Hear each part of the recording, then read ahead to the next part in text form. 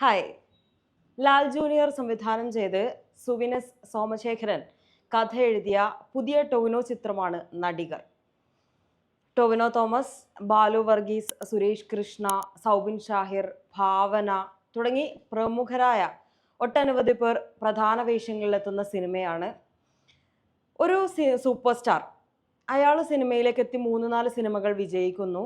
എന്നിട്ടും അയാൾക്ക് അഭിനയം അറിയില്ല എന്ന് പറയുന്ന സംവിധായകർ എന്തുകൊണ്ട് തൻ്റെ സിനിമ ഇത്രയും സൂപ്പർ ഹിറ്റുകൾ താൻ ഉണ്ടാക്കി, അല്ലെങ്കിൽ എന്താണ് തൻ്റെ അഭിനയത്തിൻ്റെ പ്രശ്നം എന്നൊന്നും തിരിച്ചറിയാതെ പോകുന്ന, പുതിയൊരു സിനിമ അഭിനയിക്കാൻ പറ്റാതിരിക്കുന്ന ഒരു നായകൻ, അയാളുടെ ജീവിതത്തിൽ ഉണ്ടാവുന്ന ക്രൈസിസുകൾ, അയാളുടെ പേഴ്സണൽ ലൈഫിൽ ഉണ്ടാവുന്ന കുറേ ഇഷ്യൂസ്, പിന്നെ ഒന്നും അംഗീകരിക്കാൻ പറ്റാത്തൊരവസ്ഥ, എന്തായാലും താനൊരു സൂപ്പർ സ്റ്റാർ ആണ്, അതിൽ നിന്ന് താഴേക്ക് ഇറങ്ങി വരാൻ പറ്റില്ല, ഇതിനൊക്കെ കുറിച്ച് സംസാരിക്കുന്ന ഒരു സിനിമയാണ് നടികർ.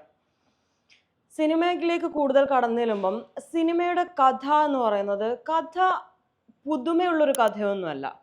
നമുക്ക് എക്സ്പെക്റ്റ് ചെയ്യാവുന്ന, ട്രെയിലർ കണ്ടാൽ കൃത്യമായിട്ട് കഥ എന്താണെന്ന് മനസ്സിലാവുന്ന ഒരു സിനിമ. പക്ഷെ അതെടുത്ത രീതിയും അതിൻ്റെ ഒരു സീനുകളായാലും അതിൻ്റെ അഭിനയമായാലും അല്ലെങ്കിൽ കാസ്റ്റ് ചെയ്ത രീതി ആയാലും വളരെ മികച്ചതാണ്. അതെടുത്തിരിക്കുന്ന ഒരു മൂഡ് നമ്മളിൽ എല്ലാവരെയും സിനിമയിലേക്ക് ഇങ്ങനെ ഫോക്കസ് ചെയ്തിരിക്കാൻ കൂടുതൽ പ്രേരിപ്പിക്കുന്നുണ്ട്. അതാണ് ഈ സിനിമയുടെ വിജയം. അല്ലാതെ പഴയ ഒരു കഥ തന്നെയാണ്, അല്ലെങ്കിൽ നമ്മൾ എക്സ്പെക്ട് ചെയ്യുന്ന വളരെ നോർമലായ ഒരു കഥ. ഇപ്പൊ തല്ലുമാലയിലൊക്കെ നമ്മൾ ടൊവിനോനെ കണ്ടിട്ടുണ്ട്. ആ ഒരു മൂഡ് തന്നെയാണ് നമ്മൾ ഇതിലും ടൊവിനോനെ കാണുന്നുള്ളത്. വൻ ഗെറ്റപ്പിൽ വരുന്ന, പല വേഷങ്ങളിൽ വരുന്ന നടികറായിട്ട്, അല്ലെങ്കിൽ നടികർ തിലകം എന്നൊക്കെ ഉള്ള ഒരു മൂഡിൽ വരുന്ന ടൊവിനോ തോമസ്. അത് നമ്മൾ തല്ലുമാലയിൽ കണ്ട സെയിം ഫേസ് ആണ്. അതായത് ക്ലീൻ ഷേവ് ആയിട്ടുള്ള, അല്ലെങ്കിൽ കുറച്ച് ഗ്ലാമറസ് ആയിട്ടുള്ള ടൊവിനോ. അങ്ങനെ ഒരു കഥയെ ചിത്രീകരിച്ച രീതിയാണ് ഇതിൽ ഏറ്റവും മുന്നിട്ട് നിൽക്കുന്നത്. ഇതിൽ 4 പാട്ടുകൾ, ഓപ്പണിംഗ് സോങ് അടക്കമുള്ള 4 പാട്ടുകളുണ്ട്. എല്ലാം അടിപൊളിയായിട്ട് ചെയ്തിട്ടുണ്ട്. പുതിയൊരു ഡാബ്സി മൂഡൊക്കെ പിടിച്ചു വെച്ചിട്ട് ആ ഒരു രീതിയിലേക്കൊക്കെ കൊണ്ടുവന്ന് പുതിയ ട്രെൻഡിനനുസരിച്ച് കുറേ പാട്ടുകൾ ഉണ്ടാക്കിയിട്ടുണ്ട്. ടൊവിനോ വളരെ നന്നായിട്ട് ചെയ്തിട്ടുണ്ട്. അല്ലെങ്കിലും അദ്ദേഹത്തിൻ്റെ മൂവി അല്ലെങ്കിൽ അദ്ദേഹത്തിൻ്റെ ആക്ടിങ്ങിനെ കുറിച്ചൊക്കെ പിന്നെ നമുക്ക് മനസ്സിലാവുന്നത്, അഭിനയിക്കാൻ വേണ്ടി അഭിനയിക്കുന്നതും അതിൽ തന്നെ പറയുന്ന ഒരു ഡയലോഗ് ഉണ്ട്. ഈ മമ്മൂക്കയൊക്കെ കരയുമ്പോഴേ നമ്മൾ കൂടെ കരയുന്ന ഒരു എമ്പതി ഉണ്ടല്ലോ, ആ സംഭവമാണ് ഏറ്റവും മിനിമം ക്വാളിറ്റി ആയിട്ട് ഒരു ആക്ടർക്ക് വേണ്ടതെന്ന് പറയുന്നൊരു സീനുണ്ട്. അത് തന്നെയാണ് ഇതിൽ ആ കഥയിൽ മൊത്തത്തിൽ ഈ നായകനെ, ഈ സൂപ്പർ സ്റ്റാറിനെ മനസ്സിലാക്കി കൊടുക്കാൻ ശ്രമിക്കുന്നത്. എന്ന് വെച്ചത് ഒരു സരോജ് കുമാർ മൂഡൊന്നും അല്ല, വേറെ തന്നെ ലെവൽ സാധനമാണ്. പുതിയ കാലത്തിന് എന്താണോ വേണ്ടത് ആ രീതിയിൽ തന്നെയാണ് ഈ സിനിമ കൊണ്ടുപോയിട്ടുള്ളത്. അതുകൊണ്ട് തന്നെ വേറിട്ട് നിൽക്കുന്നുണ്ട്. ആളുകൾ കാണാനുണ്ടാവും, അല്ലെങ്കിൽ ട്രെയിലർ കണ്ടാൽ എന്തായാലും സിനിമ കാണണം തോന്നും. പക്ഷെ ട്രെയിലർ തരുന്ന എക്സ്പെക്ടേഷൻ ആവറേജ് ആണോ എന്ന് ചോദിച്ചാൽ ആവറേജിന് മുകളിലും, അടിപൊളിയാണോ എന്ന് ചോദിച്ചാൽ അത്ര അടിപൊളിയായി എന്ന് പറയാനും പറ്റാത്ത തരത്തിലുള്ള ഒരു സിനിമയാണ്. പിന്നെ ഭാവനയാണ് നടി. ഭയങ്കര സന്തോഷം ഭാവനേനെ ഈ ഒരു രീതിയിൽ പുതിയ മലയാള സിനിമയിലേക്ക് വീണ്ടും വരുന്നതൊക്കെ കാണാനുള്ള ഒരു സന്തോഷമുണ്ട്. ഭാവന അങ്ങനെ ചിത്രത്തിന് വലിയ ഇമ്പാക്റ്റ് കൊടുക്കുന്നുണ്ടോ എന്ന് ചോദിച്ചാൽ അങ്ങനെയൊന്നുമില്ല.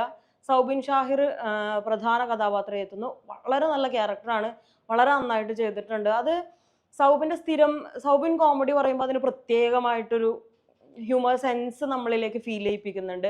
ആ സംഭവം സെയിം ആയിട്ടും ഇതിൽ കൊണ്ടുപോയിട്ടുണ്ട്. പക്ഷെ വളരെ സീരിയസ് ആയ കാര്യങ്ങൾ പറയുന്ന സൗബിനെയും നമുക്ക് ഈ ചിത്രത്തിൽ കാണാം. സുരേഷ് കൃഷ്ണ അസാധ്യമായിട്ട് ചെയ്തിട്ടുണ്ട്. അതായത് പണ്ടത്തെ സിനിമകളിൽ നമ്മൾ സുരേഷ് കൃഷ്ണയെ കാണുമ്പോൾ നമുക്ക് ദേഷ്യം വരുന്ന, അല്ലെങ്കിൽ ഒരു വില്ലൻ കഥാപാത്രത്തിലേക്ക് എത്തുന്ന സുരേഷ് ഈ സിനിമയിൽ എത്തുമ്പോൾ ഒരു കോമഡിയൊക്കെ പറയുന്ന, ആ കോമഡി നമുക്ക് എൻജോയ് ചെയ്യാൻ പറ്റുന്ന ആ രീതിയിലുള്ള, ടൊവിനോന്റെ കൂടെ തന്നെ മുഴുനീളമായിട്ട് സുരേഷ് കൃഷ്ണ അഭിനയിക്കുന്നുണ്ട്. അപ്പം അതൊക്കെ നമുക്ക് എൻജോയ് ചെയ്യാൻ പറ്റുന്നുണ്ട്. പുതിയൊരു ലുക്കിൽ പുള്ളിനെ കാണാൻ പറ്റുന്നുണ്ട്. അതൊക്കെ ഭയങ്കര രസമായിട്ട് ചെയ്തിട്ടുണ്ട്.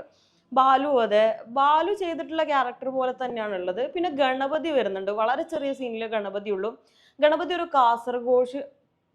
കാസർഗോഡ് ഭാഷയാണ് പറയാൻ ശ്രമിക്കുന്നുള്ളത്. എല്ലാ സിനിമകളിലും ചെയ്തതുപോലെ ഇപ്പം കാസർഗോഡ് ജില്ലയുടെ കാഞ്ഞങ്ങാട് സൈഡിൽ നിന്ന് ഇറങ്ങുന്ന കുറേ തൊണ്ടിമുതൽ പോലെയുള്ള സിനിമകളിൽ പറയുന്ന ഭാഷയല്ലാതെ പക്കാ കാസർഗോഡ് പറയുന്ന ഒരു ഭാഷയുണ്ട്.